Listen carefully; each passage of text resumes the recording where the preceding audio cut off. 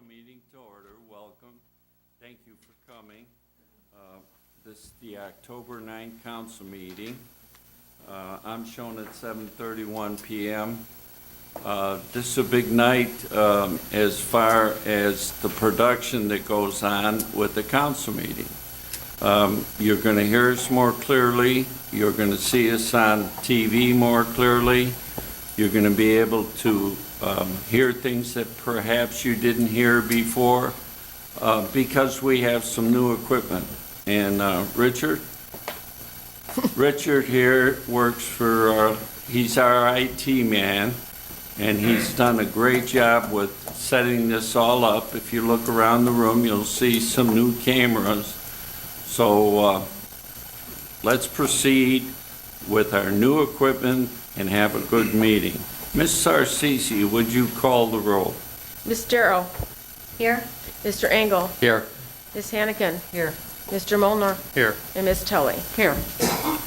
Would everyone please stand as Council President Dave Engel leads us in the Pledge of Allegiance. After that, I'll give the invocation. Pledge allegiance to the flag of the United States of America and to the republic for which it stands, one nation, under God, indivisible, with liberty and justice for all. We thank you for the opportunity to come together this day. We ask for your hand of blessing on this meeting. Amen.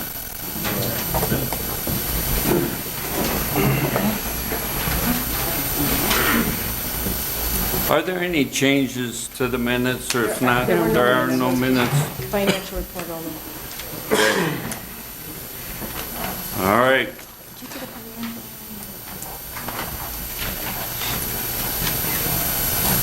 When we start our meetings, usually the first item of business that we go. The financial report. Oh, I'm sorry, I didn't have that on mine. Okay. We need acknowledgement of the financial report, please. Mr. Mayor, I move that we acknowledge the financial report that's dated August 2014 financial report. Do I have a second? Second. All in favor? Aye. Opposed? Just let me say one thing. It's all good news. We're actually, in our income tax collections, we have exceeded what we collected by the same period in 2013 and without the tax that was in place in 2015. So we're ahead of the game this year. Thank you. Thank you. All right, next on the agenda is the part of the meeting where we have people come up and address council and the mayor. You're welcome to do that. Please come to the mic at the front here by Joe and give your name and address, and you have to sign in, all right? And I just have a couple of names tonight that have signed in, but please try and hold it to 5 minutes, and I'm going to start with John Casimir. John?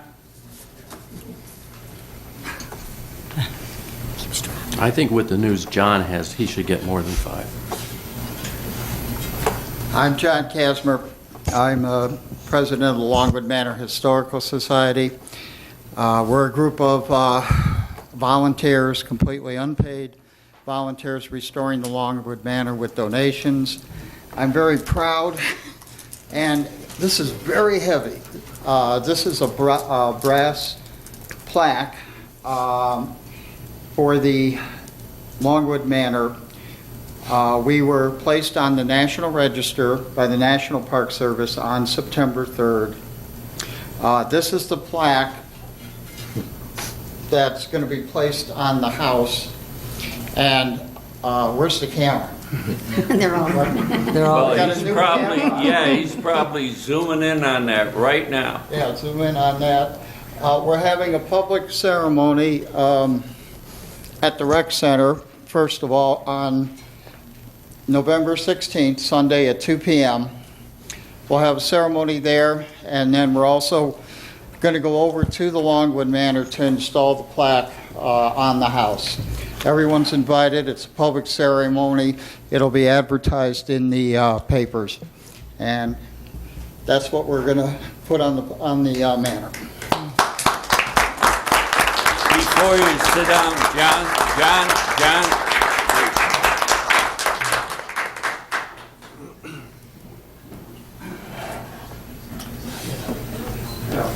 Yeah, don't drop it. Just don't drop it, yeah. I have to congratulate you personally. Your perseverance has paid off. Good job.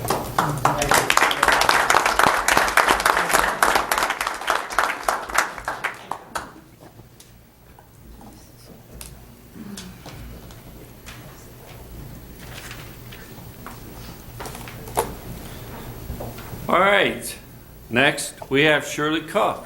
Shirley?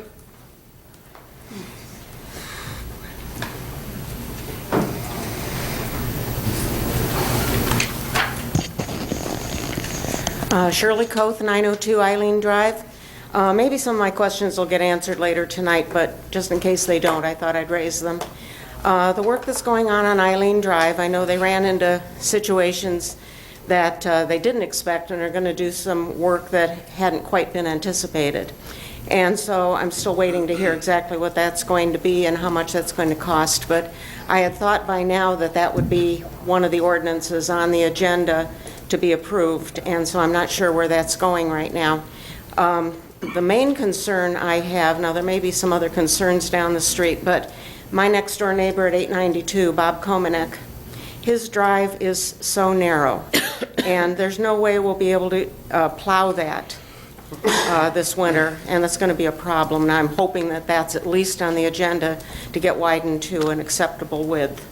The other, I'm just waiting to see what happens. I don't know if we have any update for you, Jim. Yeah, what we had to do there, we had to get, everybody knows, we're putting in pipe, and plus we're putting in additional catch basins. I had to wait till our finance director was back so that I could get the POs that I needed to order the pipe. So all that should be in next week. Okay. Catch basins and pipe, and we're going to try to get all the pipe in. We'll do as much as we can. We're going to try to get everything in before winter start. We probably won't get the restoration done, but that can wait till the spring. But we're going to definitely get all the pipes in before Halloween, so you don't have to worry about the kids falling in 4 foot deep ditch. Yeah, we have caverns. Everything's being addressed. Okay. I just hadn't heard anything. Next week Okay. Well, we had to wait so, Yeah. we could get the, we Okay. don't have to appropriate any money either. Oh, Money's okay. there. Oh, okay. Well, that's all good news. All right. Thank good. you. Thank you.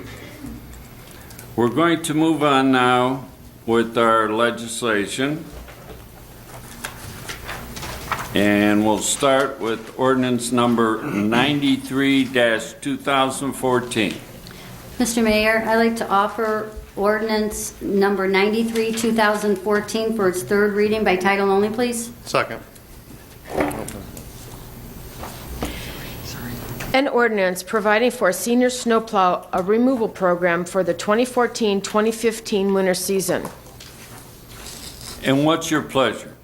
Mr. Mayor, before I proceed, I ask that it not, the cost not to exceed $12.50 per push. Is that correct?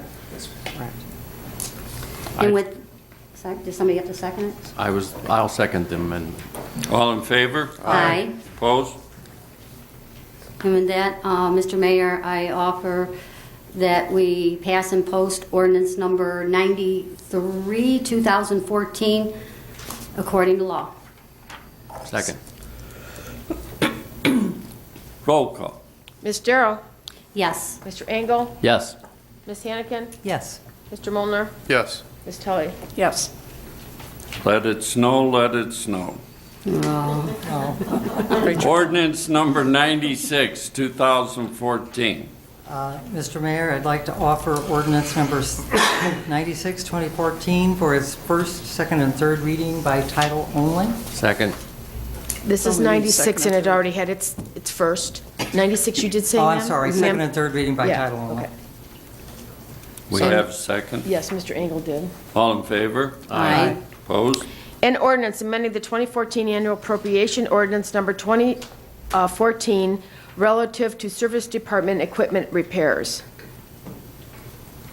And what's your pleasure?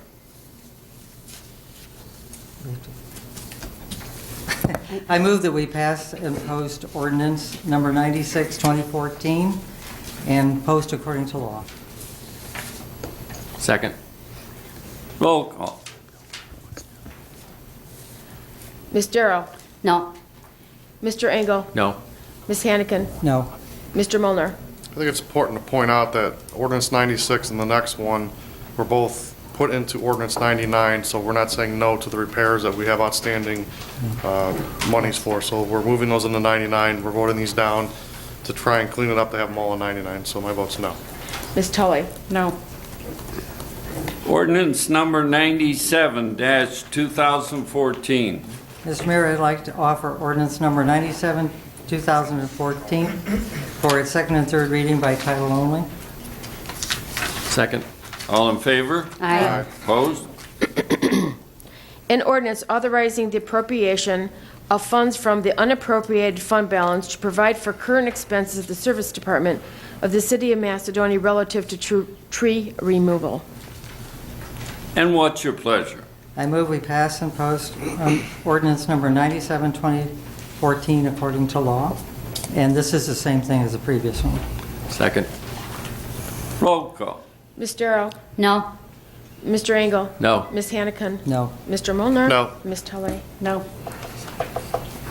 Moving on, ordinance number 99, 2014. Mr. Mayor, I move that we, let's see, what am I doing? Where am I at?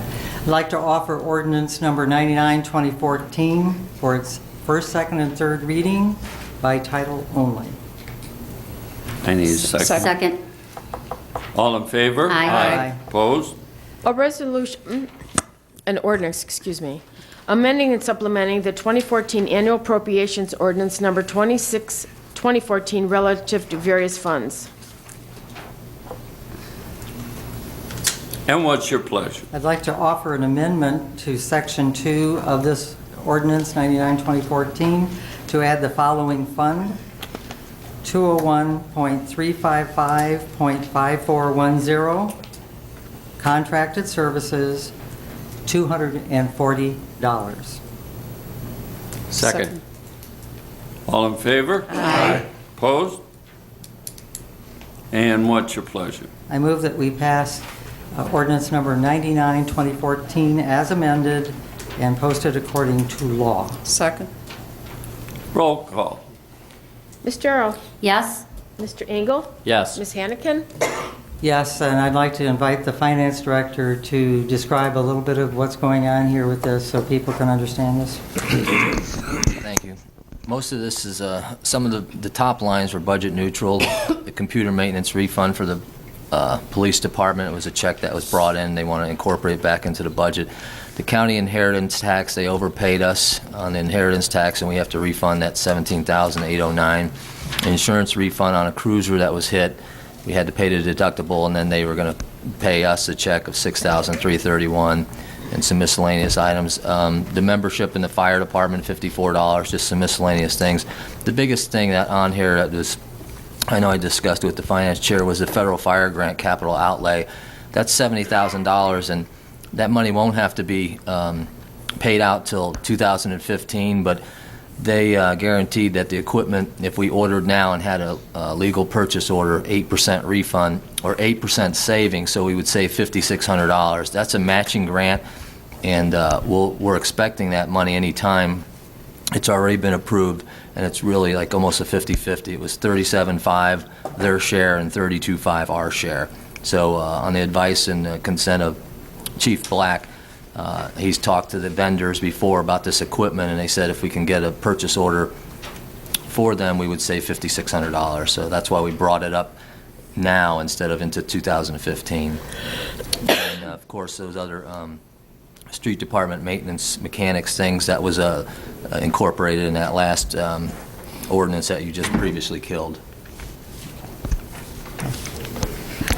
Did you read that yet? Yes, sir, I did. All right. What's your pleasure?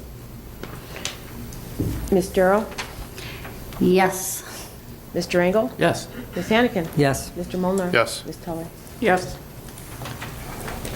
Ordinance 99 passes.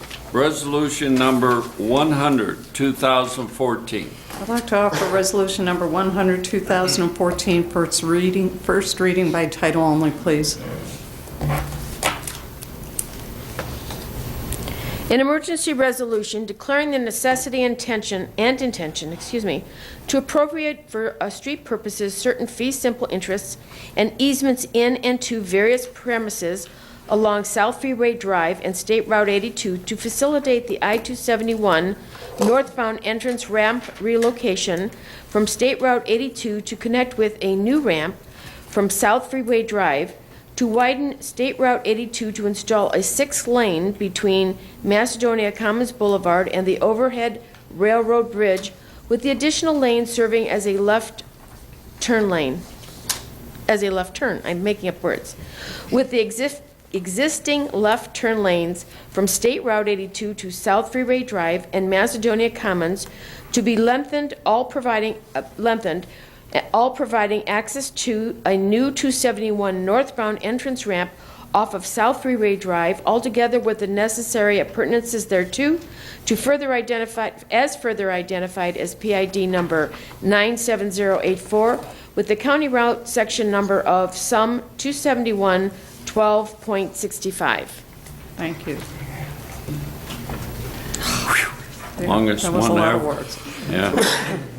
All right. Are there any other motions or legislative actions? Mr. Mayor, we discussed this in work session, and after discussing it with the council, I'd like to make a motion that we conduct an outside independent investigation into the allegations raised against the finance director, Mr. Schwab. As we discussed, we're inviting members of council, if they have persons who they believe would be appropriate, to submit those to me as soon as possible. We'll try to set up a meeting to vet those people, their qualifications, define the scope of the investigation, and then council will come back and we'll have to have a final ordinance authorizing the appointment of the independent investigator. So with that motion, I'd make a motion that we begin the process of conducting an outside investigation as described. Second. All in favor? Aye. Opposed? Are there any other motions or legislative actions? Hearing none, we'll move to correspondence from the clerk.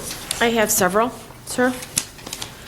Dear Mr. Mayor, a special thanks to the successful work on the North Bedford Drainage Project. The Service Department, headed by Mr. Jim Digitano, went above and beyond our needs and satisfaction. Thanks again for a job well done. Sincerely, 34-year Macedonia residents Rudy and Pam Kennick of North Bedford. This is also regards to the Service Department. Dear Jim and crew, thanks for getting the road problem at Miglerini Way and Maureen resolved in light of the difficult time dealing with the City of Cleveland water. Your Service Department workers were very competent in handling the repairs. Please convey the same to them. Good job, and thanks again, Joe Miglerini. All right, very good. Next on the agenda is the mayor's report, and tonight I'm going to use some visual aids, so I'm going to walk to the front.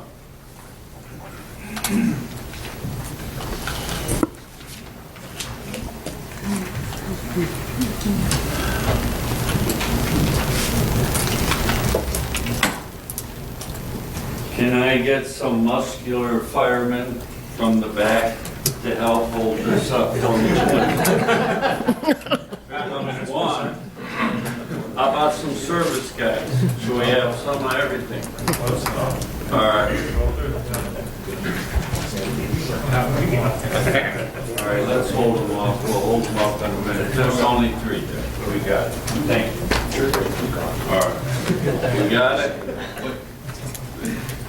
I think we all know what we've been going through as far as Ledge Road goes. It's a great, terrible inconvenience to us all because Ledge Road is closed.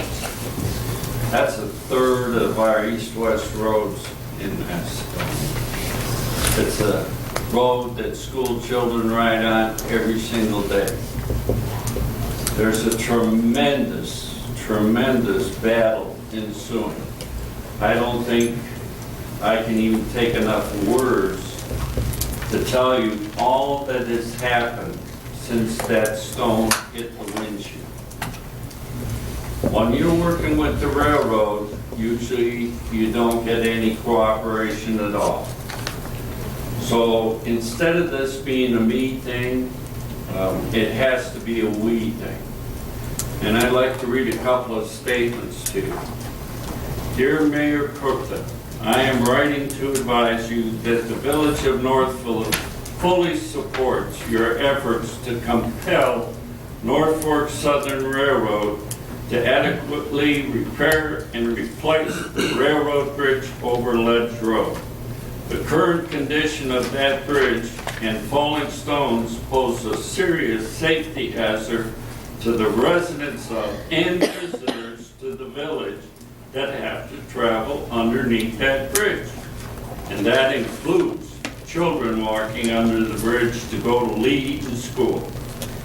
In the event that the road under the bridge needs to be closed permanently due to the above safety risks, traffic patterns will be disrupted, motorists will be significant inconvenience, and traffic jams will occur on alternate routes in both of our communities.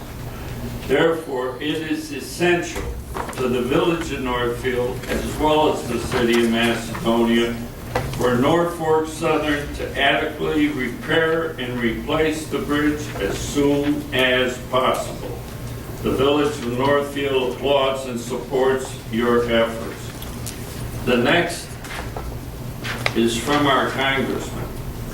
And remember these names, because our congressman brought together me and Norfolk Southern in Washington, and he spent a lot of time and a lot of effort. Congressman David Joyce has been behind us for months because he succeeded, of course, Congressman LaTourette.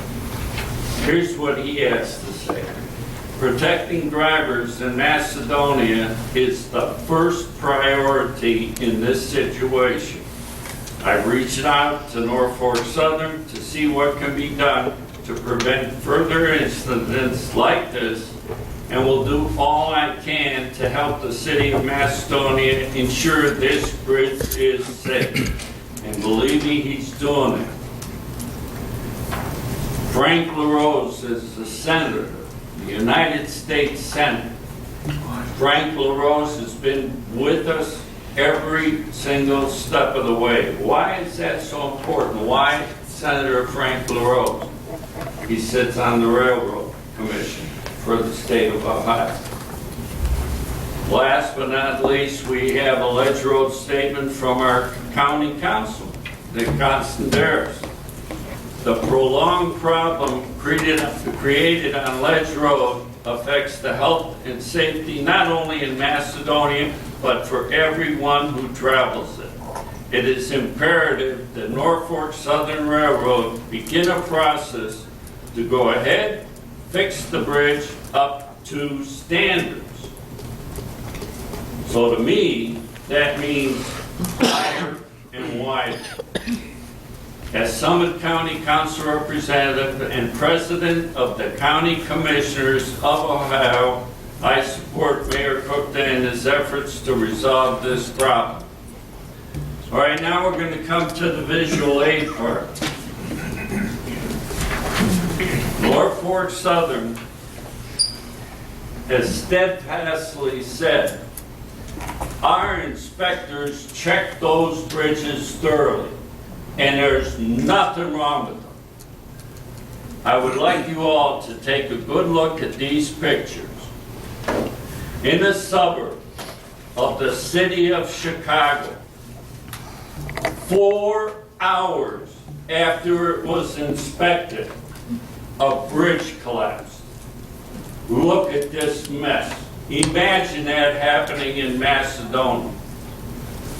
Well, the railroad said, well, at least nobody was killed. Well, they were wrong. There were people under there smashed in their cars going under the bridge. 4 hours after it was inspected. There's nothing wrong with that bridge. All they give a damn about is that those railroad cars keep going. Now, where are we today? What's happened today? It's still real scary. We cleaned underneath that bridge with our service department to the point you could eat off of it. And if you go there right now, 3 days later, you're gonna find rubble everywhere. It's just completely fallen apart. There's one section where our city engineer showed me where there's a crack near the base of the north wall, and you look in there with a flashlight and you see nothing. You don't see block, you don't see dirt, you see nothing. And them trains are going over 50 miles an hour at least. What have we done as far as legally? A lot. It's a time like this that I'm very happy I have Joe, because Joe and I have gone through this before. When the railroad bridge was going to be built on Route 82, there was no contract with the railroad. So we had to negotiate a contract with the railroad. Railroad people don't negotiate. I don't know if any of you know what a sovereignty is, but a sovereignty is a country within a country. Some Indian reservations are sovereignties. So the Indian reservations can do anything they damn well please.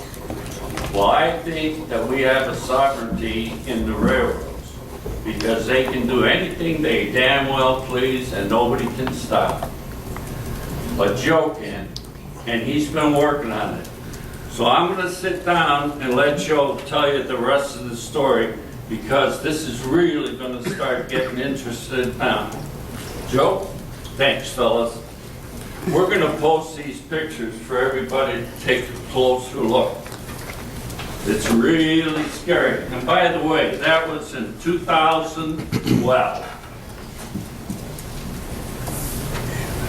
Just to supplement what the mayor's saying about the legal aspects, last year we threatened the railroad with legal action and got them to come to the table here in Macedonia, and we had a conference with all of the leadership of the railroad. They drove in, and their legal counsel that they retained locally. And it was during that meeting that we finally got them to concede that there was some minor issues. As far as they were concerned, it was minor, stones falling on cars and into the roadway were minor to them. They believed that the bridge was structurally sound, and those are their words. Our engineer disagreed.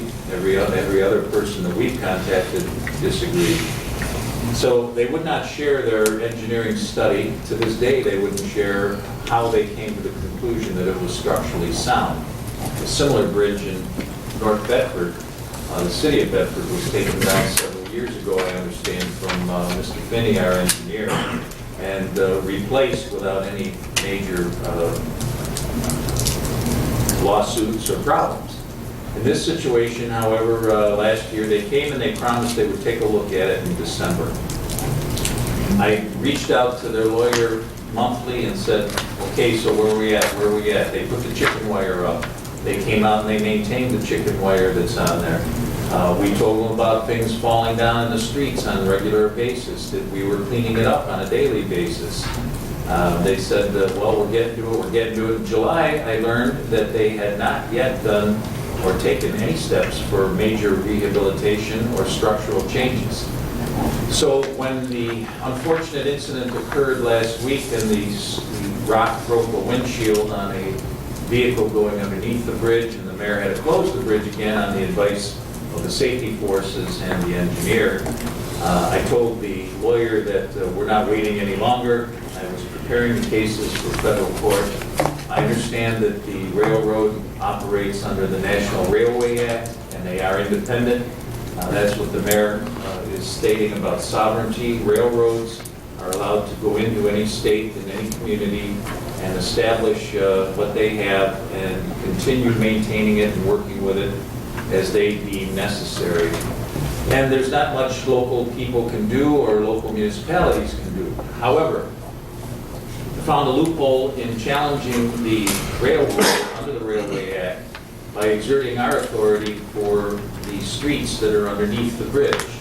Under the Ohio Revised Code, the mayor has the mandatory duty as safety director to maintain, keep open, and safe all roadways in this community.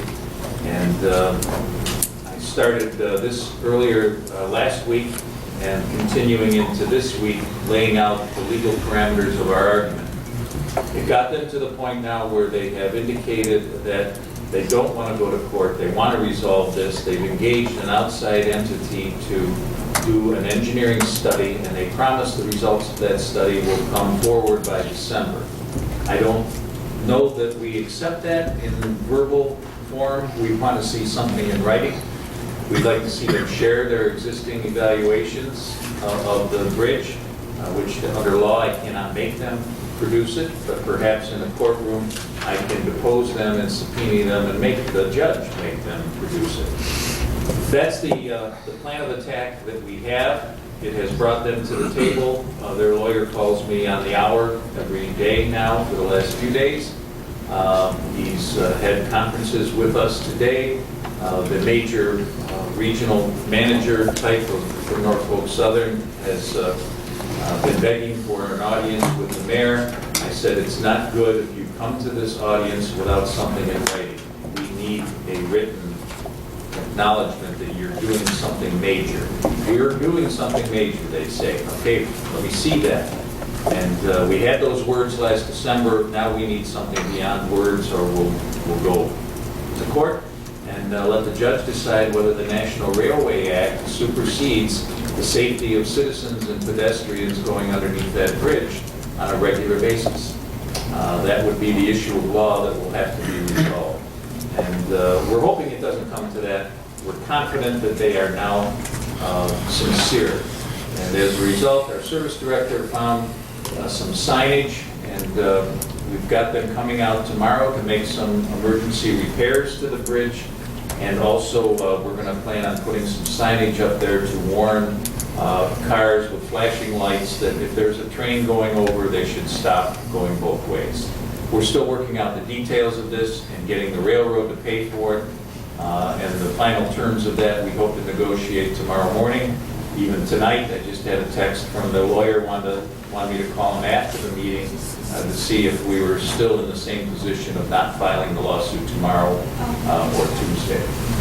So that's where we're at, and legally, I think we've got them at a point where they're negotiating, and I think they will produce something more substantial. If they don't, then we may have to take the next step. So that's where we're at.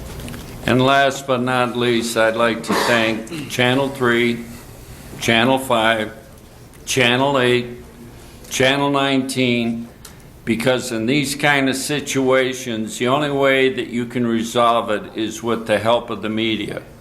Between Joe Pecanaris and all of the reporters that have come out here, and we've been at that bridge almost twice a day, every day since it happened, trying to make this an issue that goes far beyond the borders of Macedonia. How dare they not give a damn? So we're going to see what we will see. But I guarantee you, I'm going to push as hard as I can. Will the road ever open? It could, with the warning signs. But I will always say, travel at your own risk. Maybe it's time for us to find different ways to go. Fortunately, we only have 2 other ways to go. But be very, very careful if the road opens, and I'm hesitant to open it because I don't know what's going to happen at any minute. It's really something. We had PUCO out there who has a railroad division. And the inspector stopped by and he was under there with John. And John, what happened? Rocks fell. He was amazed that a smaller rock fell, and then a rock about a fist-sized rock fell through the bridge. Not over the side of the bridge, fell through the bridge from the top onto the road, and he was just amazed that that happened. So I think the lieutenant counted 16 stones on the roadway since Monday afternoon when Jim's guys cleaned it up. So there's stuff continually falling from that bridge. And it's not over the sides as the railroad wants you to believe. It's through the bridge, off the bridge. That's a problem. The bridge vibrates so badly that you can actually watch it. So they knew we were going to have TV out there today, so they parked a tanker on the bridge. And there was a whole bunch of tank cars. Those tank cars are like pushing down on that bridge and holding it stable so that when we were taking pictures with the TV cameras, it wouldn't vibrate as much as it does if that's not there. When it vibrates like that, pieces like this are broken loose. Oh, don't worry about that. That's not sandstone, that's ballast. The bridge vibrates so bad that the foundation of the railroad, what the tracks are built on, is disintegrating. Even the railroad personnel, so I'm told, keep their fingers crossed every time they go over that bridge. That's my report for tonight. Are there any other committee reports tonight? Mr. Mayor, there are going to be Finance Committee meetings next week, October 15. Will be the first cut briefing by the Finance Director on the projected 2015 budget. And that will be the Finance Committee of the whole. Of course, it's a public meeting. On October 16th, Thursday, we will have a longer meeting where we're going to be discussing the budget with the individual departments to determine if any other input is needed or any discussion or questions come from the Finance Committee. There is an additional meeting date, October 30th, that we have set aside in case we need a follow-on meeting. The objective will be to have the complete 2015 budget passed and ready to go as of the December meeting and be ready for 1 January. So, looking forward to getting that done. Ms. Hannigan, would you announce that on these meeting dates, on the October 15th, the time difference, one is at 7? Yes, there is. One is the one at tomorrow, the one next week on the 15th is at 7. The longer meeting, we're going to start at 6 o'clock. And the follow-on meeting would start at 7. Thank you. If we need one on October 30. Thank you. Any other committee reports? Mr. Mayor, Charter Review will hold its first meeting on November 19th starting at 6:30. Josephine is in the process of sending out letters. We had to hold off for a couple weeks because a couple of the members had previous plans to be out of the city, but Charter Review will start November 19th at 6:30. Thank you. Any other committee reports? Yes, Mr. Mayor, the Planning Commission meeting will be October 20th at 5:30, and we will be going over a proposed signage for Hot Topic. We will also be going over proposed 2-wall signs for First Watch at Macedonia Marketplace, a proposed signage for Herchek's Tire and Auto Service, a proposed signage for Windmill Golf Center, a proposed signage for Auto Correct, a proposed signage for B.W. Rogers, a proposed outdoor storage shed at St. Timothy's, a proposed landscape plan for Retail Plaza at 463 East Aurora Road, a proposed rental ranch style homes at South Park Drive, Girl Scout Way. a proposed exterior awning package for Charming Charlie's at 8210 Macedonia Commons, a proposed preliminary plan review for Get-Go at 265 East Highland Road, and a proposed engineering inspection for GFS Macedonia at 1051 East Aurora Road. A proposed signage for Charming Charlie's at 8210 Macedonia Commons, and I believe that will be all, but it looks like it's going to be a very, very long planning meeting. So. I think that sounds like about the longest ever. All right, we'll have coffee. All right, any other committee reports? Hearing none, let's move on to department reports, starting with Jim. Okay, Mayor, as we discussed before, we're getting back to Gloria and Eileen. We had to wait until we were able to get the POs to order the material. The money's there, so we're going to get back to that project next week. They'll pick up the catch basins that are being made. We called them today, so they'll be ready Tuesday for pickup. The pipe will be ready, and my men will be ready, I hope. Also, just remember, because you had a problem with, you were waiting, but it's going to get done. Yeah, these guys are good. In fact, some of them are right here. They've been doing the project, and they do a good job. And they also, while we're waiting for the pipe, they went ahead and they were doing a lot of ditching that we needed to get caught up on. Been doing a lot of electrical work, so these guys, they've been keeping very busy. And also, we took care of Miglerini Way, and that will be paid back to us through Cleveland Water. And they just finished that today. The road's open. We use a special mix, MS, for the concrete. It sets in 24 hours. And they actually did it within 2 days, just like it was planned. I just want to, before I give up, Thursday, October 2nd, we had the meeting with Iroquois and Blackhawk. And it was interesting because there were a couple of residents there that actually moved there in 1958 and 1959. So they had a lot of knowledge to bring to the table. And there were a lot of things that I didn't even realize myself. So I'm going to revisit it. And I went out there this week, and I saw there are a lot of things that we could probably do like we did on Eileen. There's a lot of depth that we could pick up, maybe put larger pipe and also bury it, because they had a problem with ditches. So there's a lot that we could change there, and maybe do a different job over there. And then I just wanted to remind everybody also that winter's coming. So if you would, you have to check your mailboxes. Check them for loose screws, rusted screws. The mailbox itself, they're already loose. Check for rotted posts. Because, a lot of people expect us to fix their mailboxes, and it's just snow coming off the blade. And if it's a direct hit, trust me, you'll know that we hit it, because it's not going to be where it was. And so those are the ones we're going to follow. We're going to follow ODOT's, what ODOT does. And it has to be basically almost a hit, and then we'll replace them. But snow coming off the blade,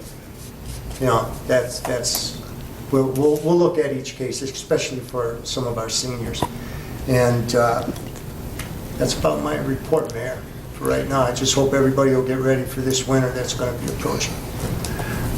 Jim? Can I have one quick question? The B streets, I ran there the other day and I see a lot of markings, and I saw some patching. So do you want to tell what's going on over there? Well, what we did, we have a full depth repair. We have bids out. They'll be read this coming Wednesday on the 15th. And a lot of those markings, what I tried to do is to hit as many streets as I could, give everybody a little bit of repair here and there instead of just concentrating on one street. So we have quite a few on Shepherd Hills, driftwood, they're all over. Ledgeview, just into the waters. We tried to help as many people as we could. There's still more to do, but we'll see how much they can get done with this bid package we have now. But that's what the markings are for. Yeah, just so the residents know, those markings are a good thing. Yeah, yeah, they're a good thing.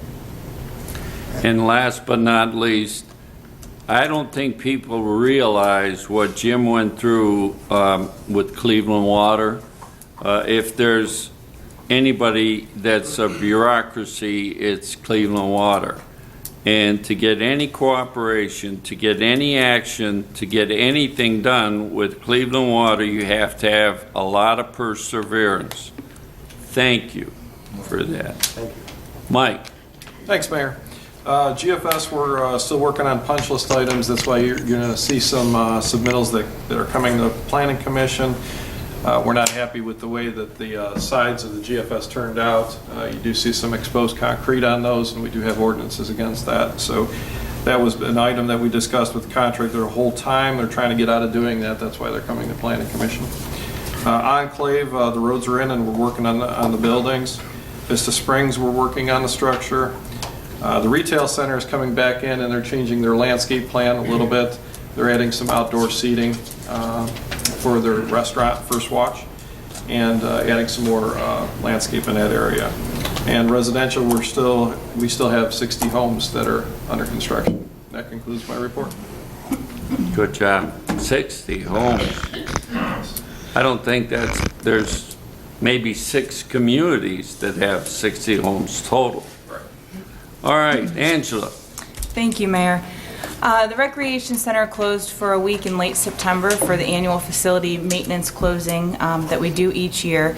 And we completed about a 3-page list of repairs, cleaning, various items that were completed during the course of that week by the full-time staff. We did have some part-time staff volunteer their time that week to come in and help us, which was greatly appreciated. One of our biggest projects that was completed, one of our capital improvements for this year, was the resurfacing of one of our pools. They have not been resurfaced since the facility opened. The pools are 14 years old at this point, almost 15, and the lifespan of the pool surface is about 7 years. So we really got our money's worth out of that. But for those of you who frequent the natatorium portion of the rec center, the activity pool looks absolutely brand new at this point. So we're very, very pleased. And we are looking ahead to try to include our larger lap pool for resurfacing for 2015. We are in the process of overhauling our website for the Recreation Center, and part of that reason is we are trying to include online registration for patrons. We think this will be a huge convenience for parents, for people signing up for different programs, especially things like youth sports and swim lessons for kids. So we hope to have that before the holidays. We'll have that completed late fall. We have our annual winter craft show scheduled for Saturday, November 8th from 9 to 2 at Lee Eaton Elementary. It was held there last year as well, for those of you who attended. There is free admission, and we are currently accepting applications for vendors. So if you're interested in a booth space, they're $20. There's an additional $5 for electric, should you need electric, and our max for that is about 40 vendors. We did max out last year, and we did have a waiting list, so if you are interested, I would encourage you to contact us and fill out an application sooner than later.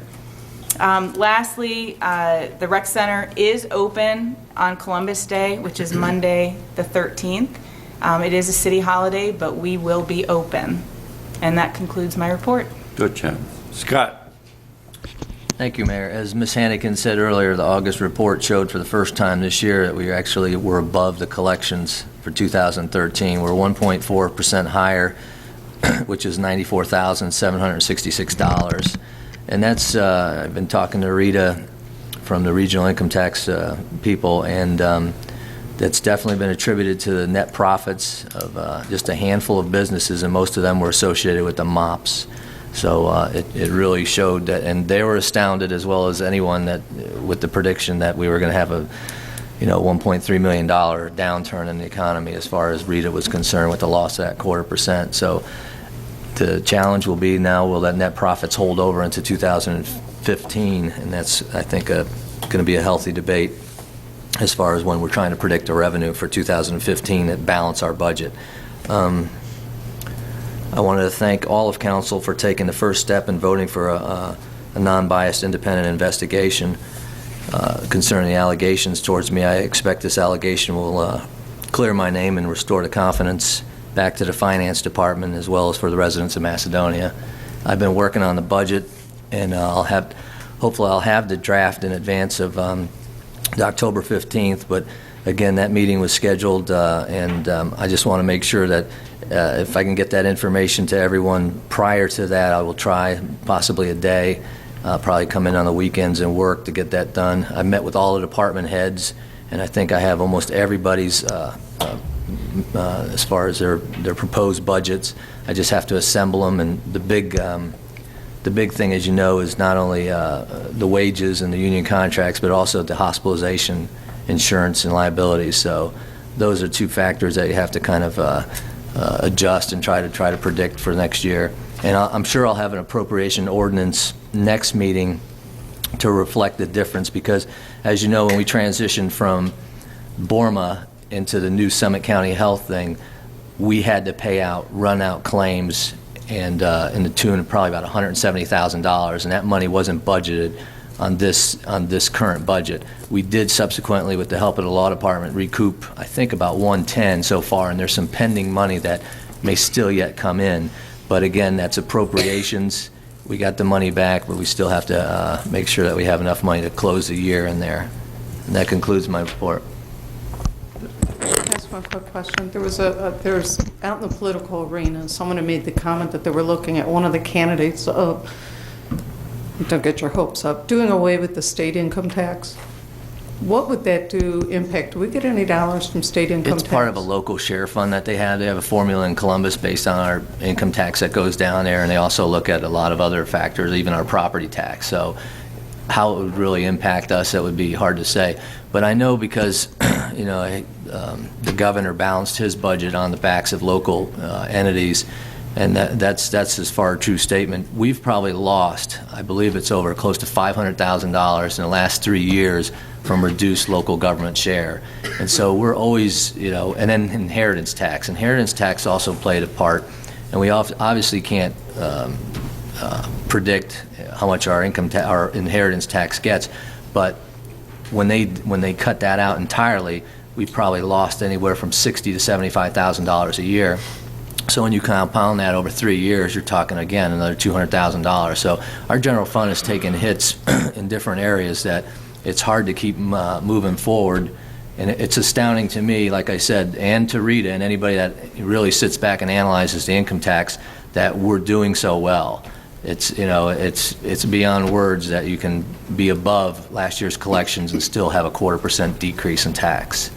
So it's amazing to me, and it's a testament how strong our business community is working here.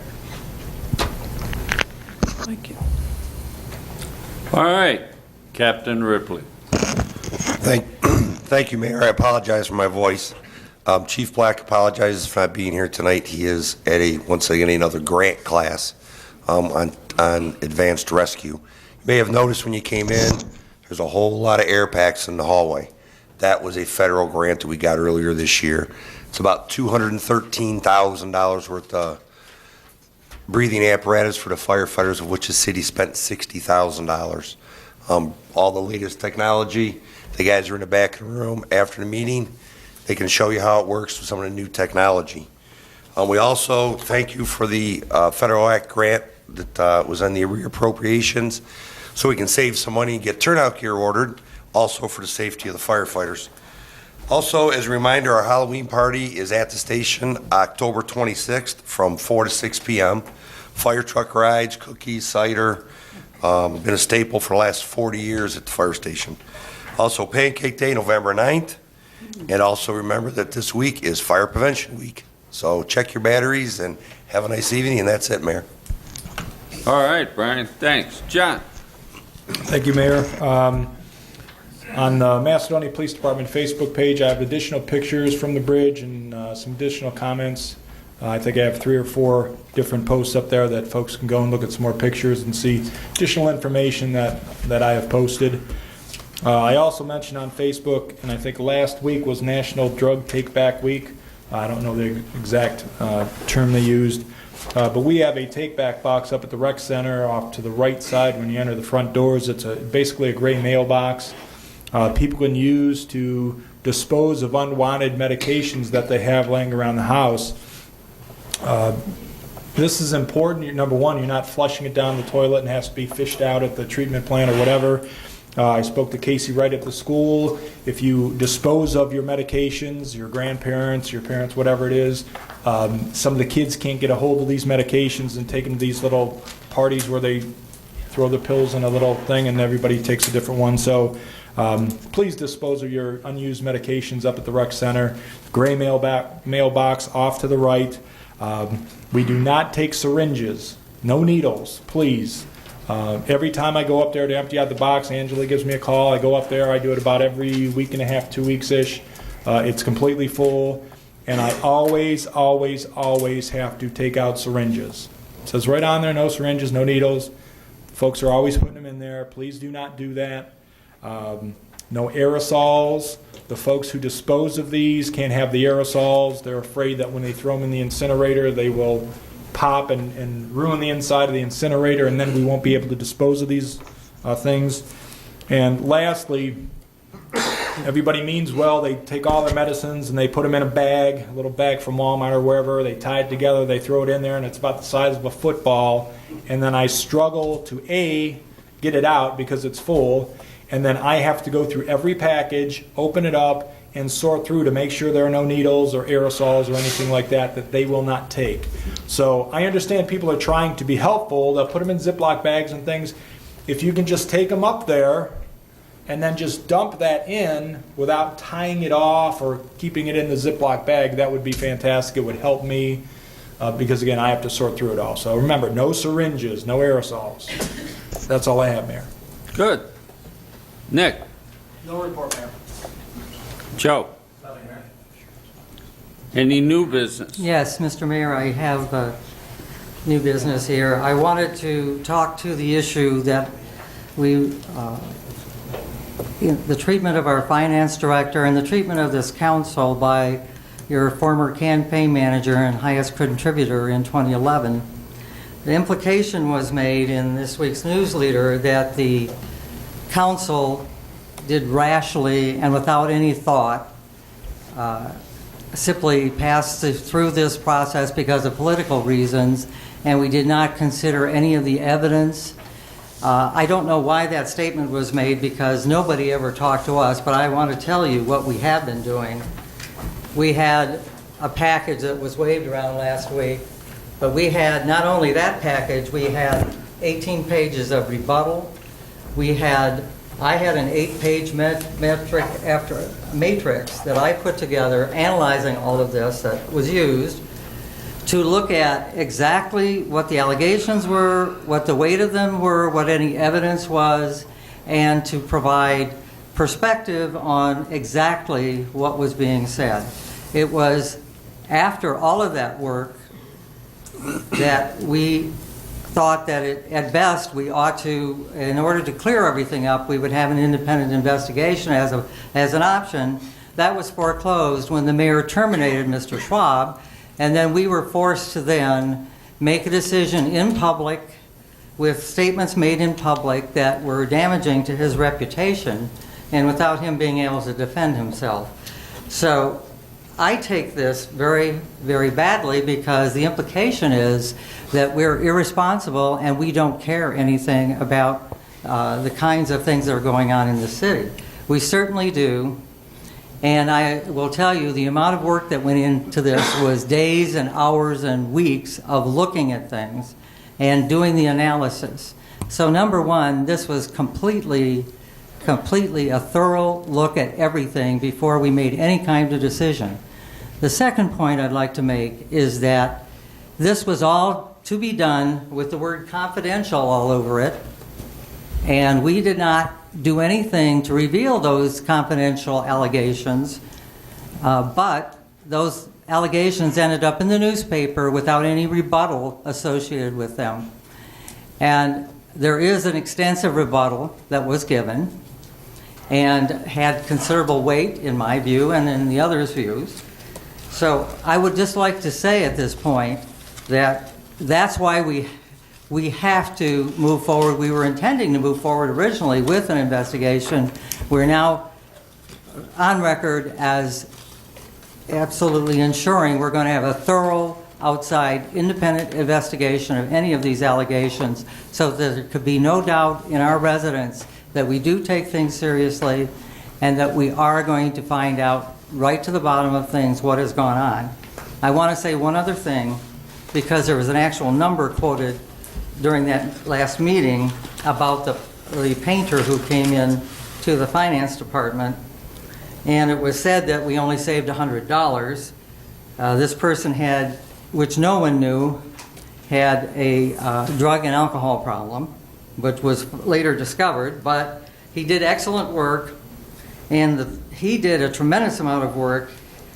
The bid that basically the total amount of money that he charged was $3,025. But there was a comparison to another vendor who offered a quote, but that other vendor only talked about part of the work this man did. If we compare apples to apples, this other vendor would have cost us about $6,300, and so we saved basically $3,000 by having this gentleman come in and do the work. And he did a better job than some of the other folks. And I do have the evidence here that that is the case. So I just want to make sure that I don't want to go out and debate every item because I have not released this to the press, but unfortunately these allegations are out there and statements have been made which are inaccurate. So I just want to say thank goodness that this is a country in which we have innocent until there's real evidence. And If I make one comment, I thought we were saving all of this for the independent investigation. And at that point in time, that's when decisions would be made on any of the allegations. Your statement about this painter, you haven't taken a look at the work that was done or seen the pictures where he didn't move cabinets, he didn't move boards, telling you what, I wouldn't have hired him to do my house when I see the job that was done. But I thought all of this was going to be cared for in the independent investigation, and I would ask council to allow that to occur before further statements are made. Motion to adjourn. Do I have a second? Second. All in favor? Aye. We're adjourned. Thank you very much for coming.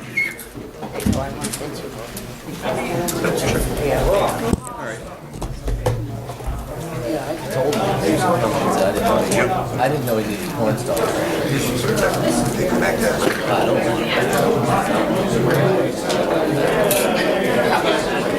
Probably. I guess I could.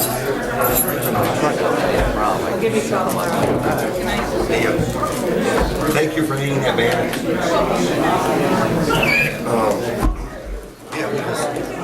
Good night. That great. That's one of the reasons I don't know. I really do feel like we're way back here.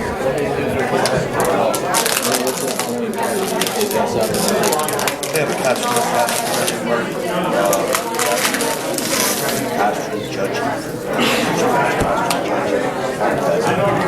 fire truck ride second.